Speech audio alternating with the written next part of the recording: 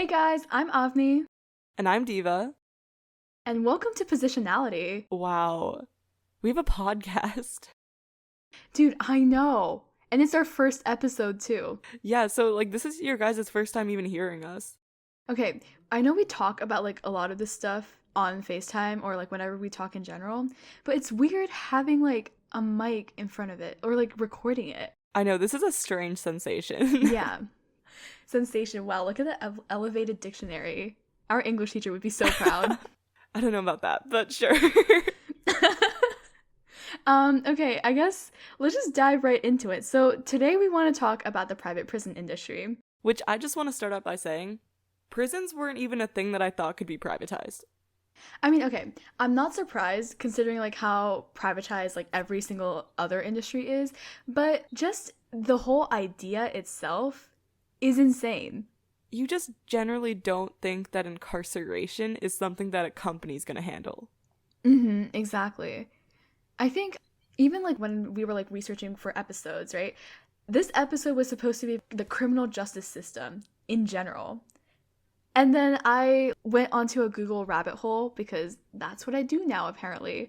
Um, and it was just 5 pages of what's wrong with the the privatization of prisons. So that's what we're talking about today. I guess so. I mean, I knew very little about this until you even talked to me. So, guess I'm gonna be learning even more today. I know with the rise of the Black Lives Matter movement, or at least the rise of the amount of media coverage regarding the Black Lives Matter movement, that kind of brought my attention to how fractured the criminal justice system actually is, right? And while private prisons aren't the sole cause of it, there's a myriad of factors involved. They obviously do a bunch of messed up things or contribute to a bunch of messed up things that should be talked about a lot more in the mainstream media. So, first of all, why are these a thing? Essentially, they're a more cheaper and cost-effective alternative to public institutions, which is literally every single thing that's been privatized. I mean, that's the reason privatization is even a thing. It's because money rules the world. Exactly. It's almost more like power to the money as opposed to power to the people. But that's a theme that we'll touch on throughout the episode. So essentially, the rise of this industry kind of started in the 1980s or 1990s with the war on drugs and tough on crime policies. With that, because there were obviously a lot more things that were criminalized, there was a massive influx in people who were incarcerated, and public prisons didn't have the capacity to sort of accommodate for all of these people. I know recently, with the presidential election and the debates, there's been a lot of attention being given to stuff that happened in the 1990s regarding tough on crime. In every single debate, it's brought up that Biden had the whole 1994 crime bill. And I guess that connects to everything that's happening right now with private prisons and mass incarceration.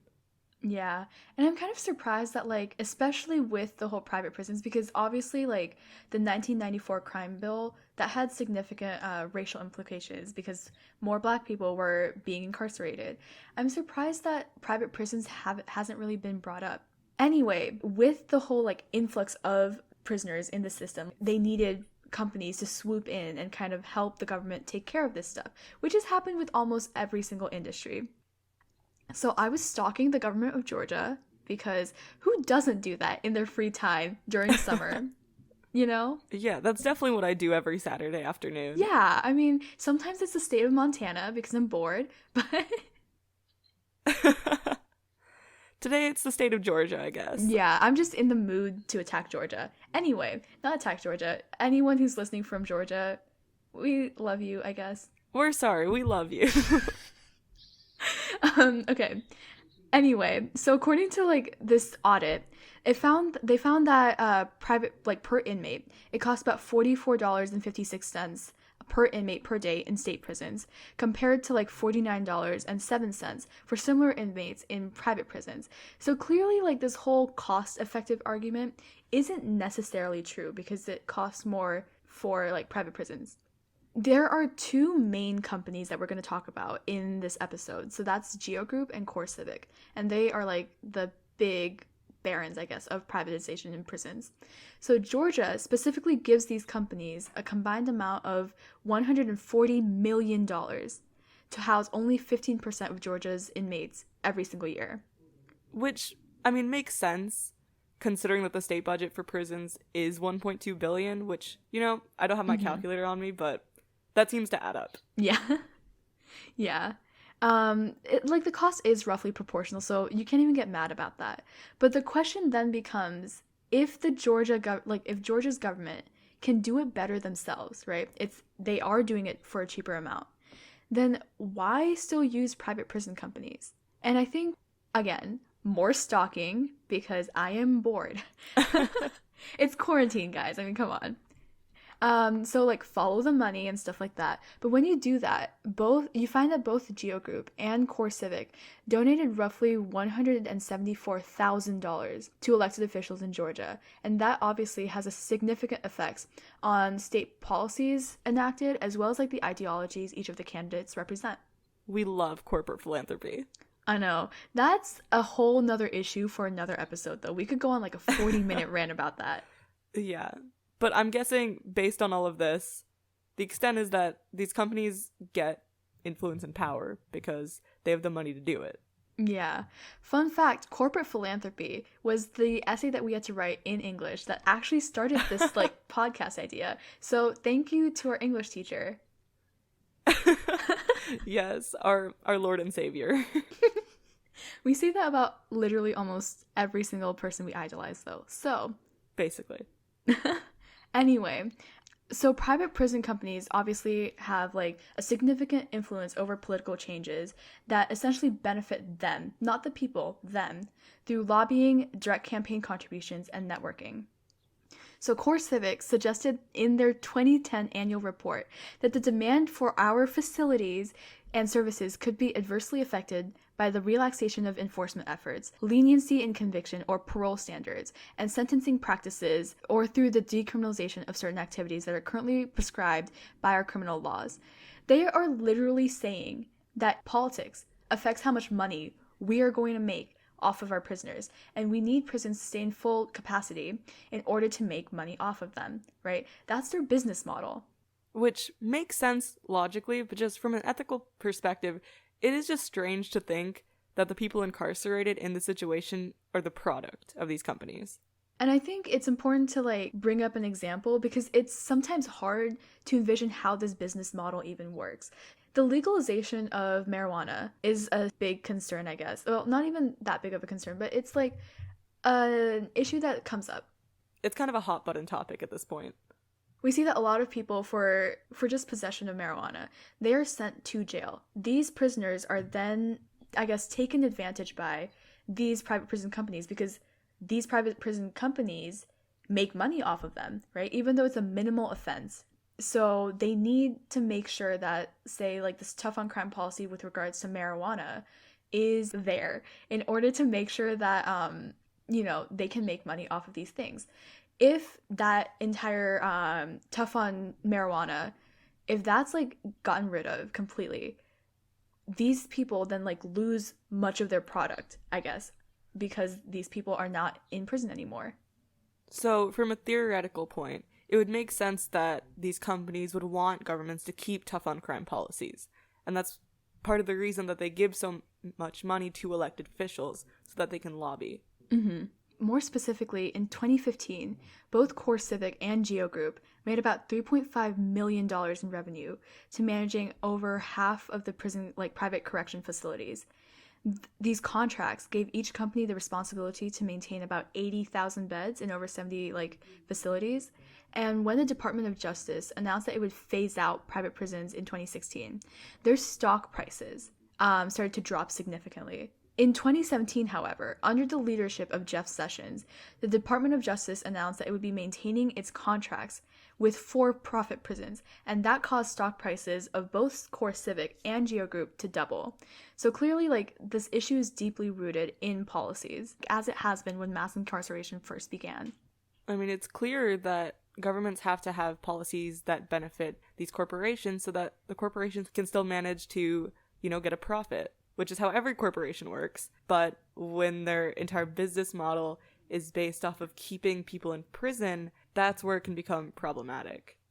And it's important to notice that, or like be cognizant of the fact that the government is based on the idea that you're making policies, you're making a system that works for us, the people, not necessarily becoming like toys of companies themselves.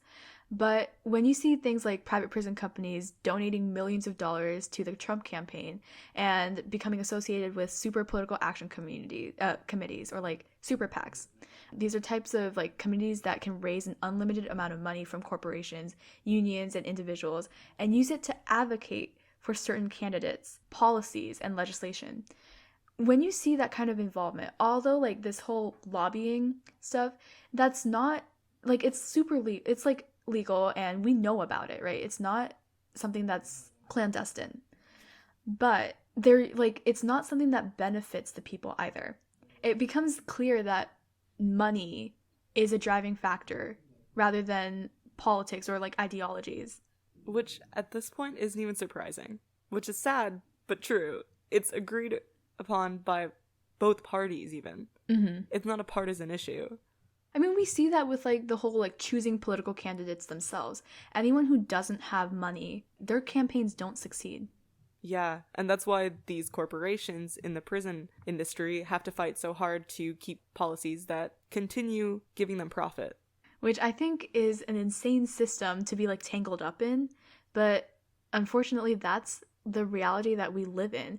I mean, the GEO Group specifically attempted to appease Trump by moving the location of their annual meeting to the Trump National Doral Golf Club, which is reported to be the single biggest contributor to Trump's cash flow. Obviously, like, moving the location of your meeting isn't necessarily unethical by itself. And it's not an unethical practice in general, but if you just look at just the practices that they've been using to push for their agenda, this can become a red flag in tangent with all of that. So we've been talking about lobbying for a bit, and like clearly these companies have a lot of influence. So what exactly have they used their lobbying efforts for?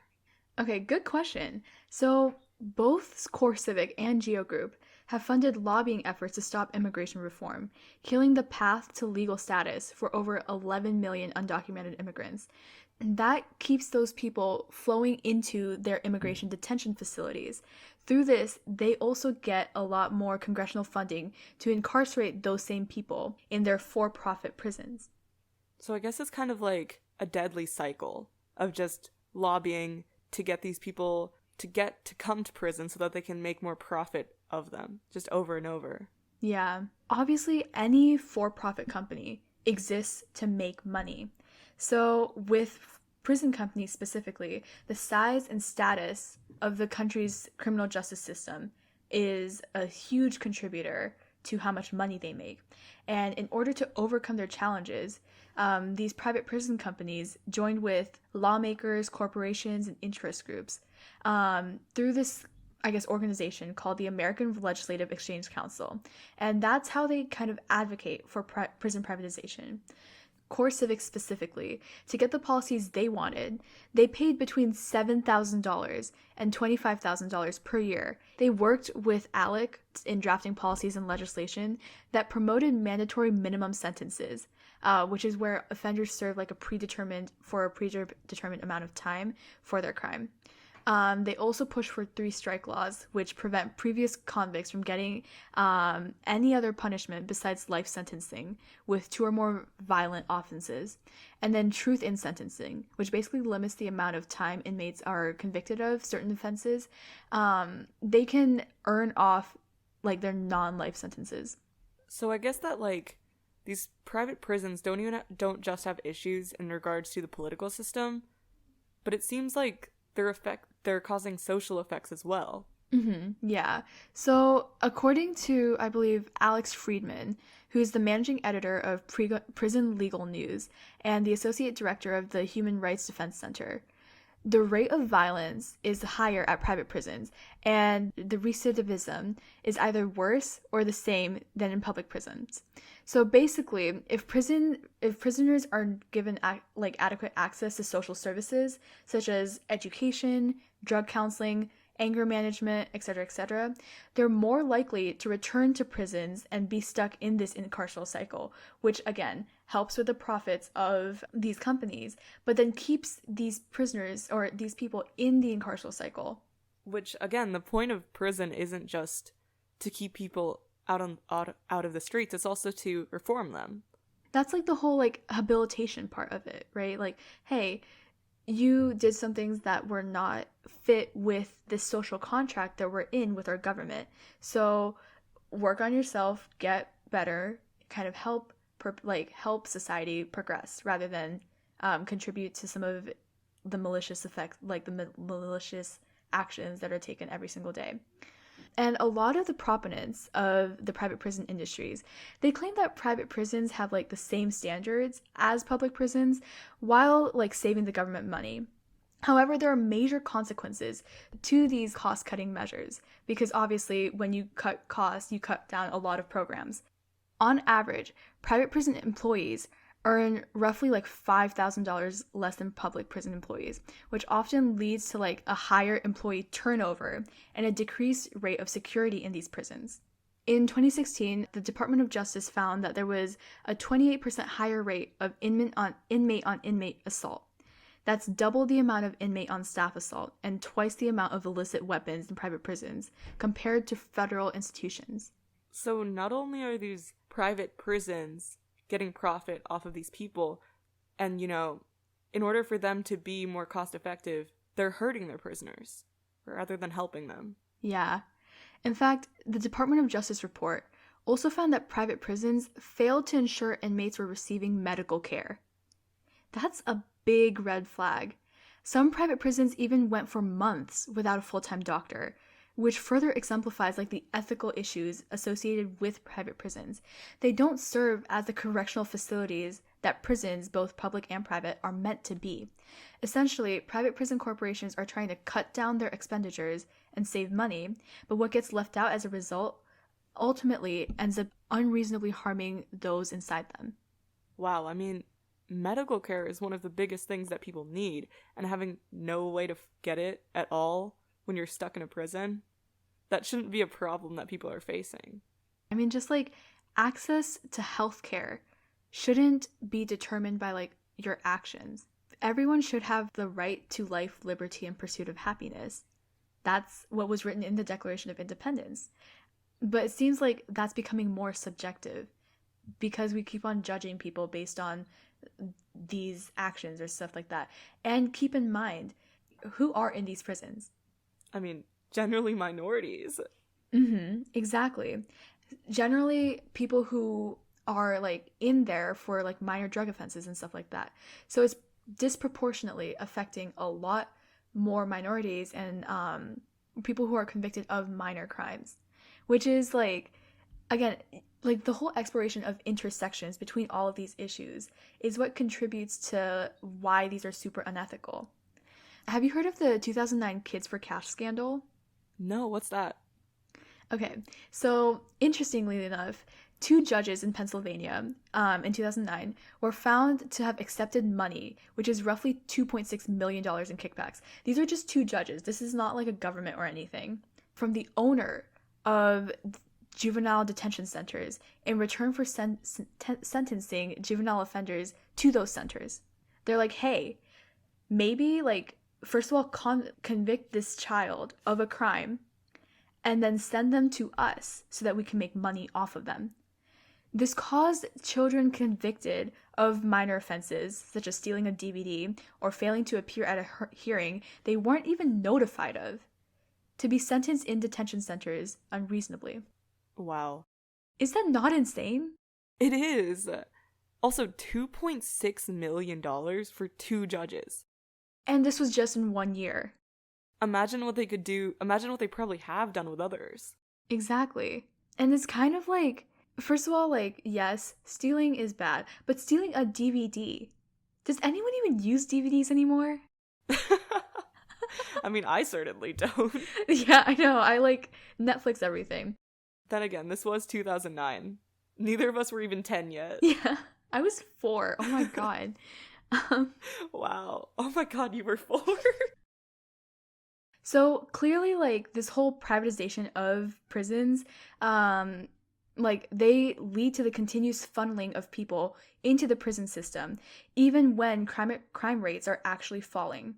If all, like, prison beds are unable to be filled, taxpayer dollars still go towards paying for those empty beds, because all these, like, private prison companies are like, hey, you gave us an estimate, so you got to pay us for that. Which is fair because it's contractual, but that means our taxpayer dollars could be going somewhere better, but it's not. So it's not just unfair to the prisoners who may not be getting the same amount of care that they would be in other prisons. It's also unfair to just the general public. Here's the thing. It's interesting because if you look at, like, the economics of private prisons, I was listening to, like, this one podcast where they were like, private prisons aren't really private. The government actually started this issue in the first place. That's, like, the counter argument to why, like, rather than abolishing this entire system, private prisons should just be reformed and, like, perpetuated. So there was this economist, Brittany Hunter. She said that a truly private organization is characterized by competition in a free marketplace, and a private organization does not enjoy any monopoly powers conferred by the state, nor are the taxpayers forced to pay for the services of any private organization through their tax dollars. But we already established that taxpayers do have to pay for these services. Unfortunately, they do. And that's, like, part of the argument for this. Private prisons are nothing like a private organization because they're incredibly intertwined with the government, which is more at fault for, like, prisoner abuse because it created the demand for these institutions in the first place. So I guess the question comes, is that should the blame be placed on these corporations or just the state government? I think, is it important to place blame on something? Because I honestly think both are responsible for it. The government in creating the situation in the first place, and then private prisons for not taking necessary actions to make sure they're the exact same as public prisons. I don't even know why I'm surprised at this point. The government's always involved with something. I think it's interesting though because, like, private companies in general, obviously they're allowed to run their operations as per, like, what they want. But the thing with the prison industry is that you're affecting actual people. When your intent is to affect the livelihood of people themselves, how ethical, like, how much of a private company can you be when you're constantly involved with the lives of people and, like, reliant on these policies? So one of the case studies, like, with when this began in the 1980s, President Ronald Reagan began his war on drugs and crime as part of his, like, tough on crime policy. This involved harsher sentencing and higher rates of incarceration. Obviously, the inmate population skyrocketed beyond the capacity of existing American prisons. Corporations took advantage of this and offered to help the government out by capitalizing on the justice system, hence the privatization of these prisons. So now it's a fair point that the government has contributed to the rise in incarceration and hasn't really done much to address the cause, like the root cause of this issue. But I think it's also important to note that private prison companies aren't innocent in the whole ordeal. As we kind of said earlier, the incentive to, like, cut costs has led to a variety of ethical issues. And, like, the safety and security incidents and, like, more contraband confiscation, more assault cases, improper inmate placement in, like, special housing units. Obviously, while many proponents of this industry believe that they're not working because they aren't private, it's clear that even if these were not existent, it probably would get worse because based on the rules set by them, they're still not providing, like, the adequate care needed for these people.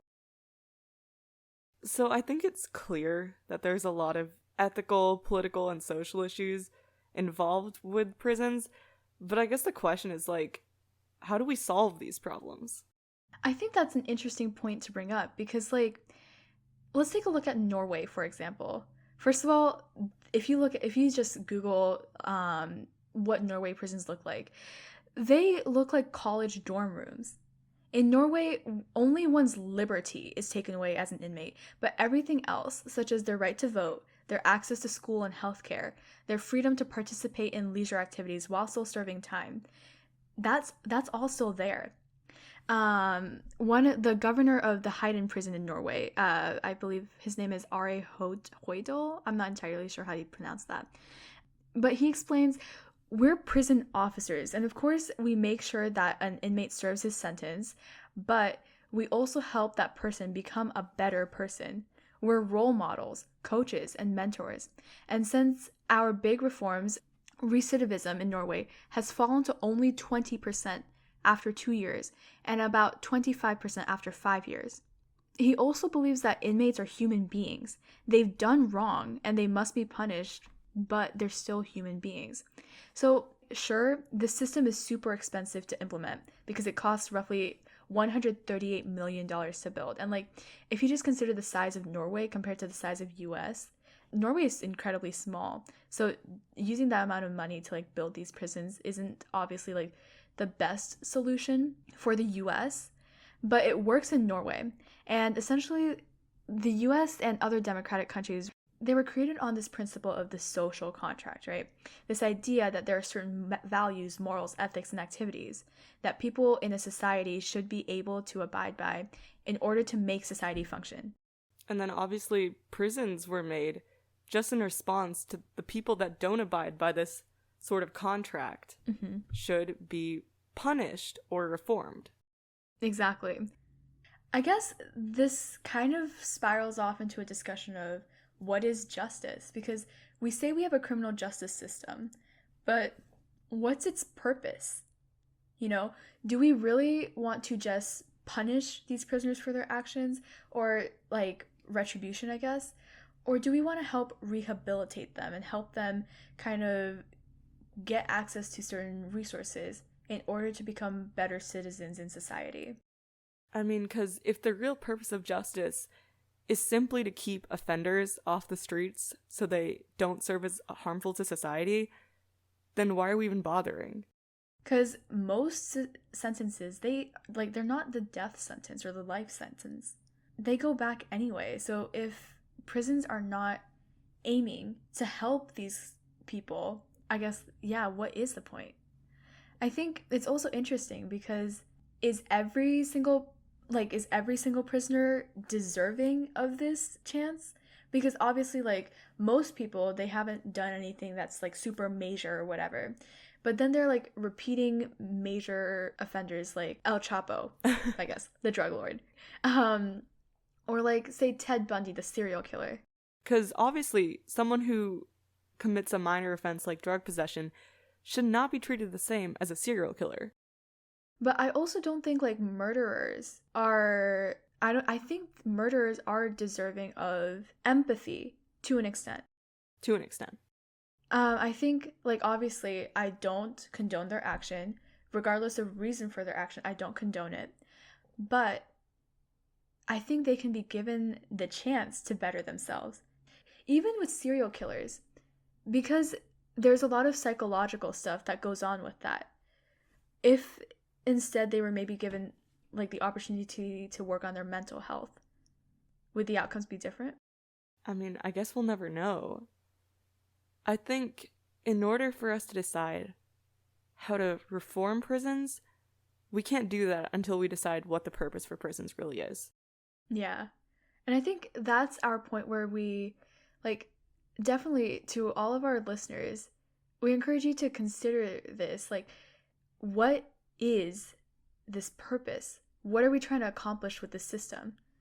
And once we figure that out, how are we going to achieve this change? Thank you guys so much for listening in and joining us for this discussion on private prisons. I definitely think that it was certainly important because I haven't seen a lot of mainstream media cover it. Like, it shouldn't take me 72 hours to figure out that private prisons are a thing, less alone less alone there are issues associated with it. But yeah, thank you guys for listening. If you are interested in continuing the conversation, as we'd love to hear what your thoughts are, follow us on our Instagram, Positionality Media. And then if you have any of your thoughts that you'd like to share with us, email them at positionalitymedia@gmail.com. We'll see you guys again next time for a discussion on fast fashion. All right. See y'all. Bye.